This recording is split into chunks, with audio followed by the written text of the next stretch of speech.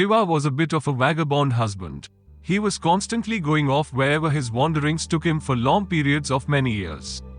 There were no cell phones and emails in those days, so when he went, Parvati had no contact with him at all. And she grew quite lonely. Moreover, because of the nature of who Shiva was, he was considered Yaksha Swarupa or not of human origin. Parvati could not bear his child.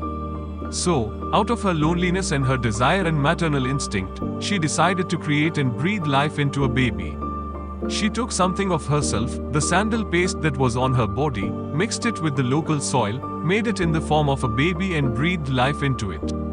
This may look far-fetched, but today science is talking in these terms. If someone were to take an epithelial cell from you, someday we could make something of you out of it. Parvati breathed life into it, and a little boy was born. A few years later, when the boy was about 10 years of age, Shiva returned with his Ganas. Parvati was having a bath, and she had told the little boy, "Make sure no one comes this way." The boy had never seen Shiva, so when he came, the boy stopped him. Shiva was in one of those moods, not willing to be stopped, so he just took his sword out, took the boy's head off and came to Parvati. When Parvati saw the bloody sword in his hand, she knew what happened. She saw the boy lying there headless and flew into a rage. Shiva tried to convince her, "It is okay. He is not really your son. After all, you made him up and I closed him. So what is the problem?" But she was in no mood to listen. To settle the issue, Shiva took the head of one of the Ganas and put it on the boy. Ganesh Chaturthi is the day this head transplant happened.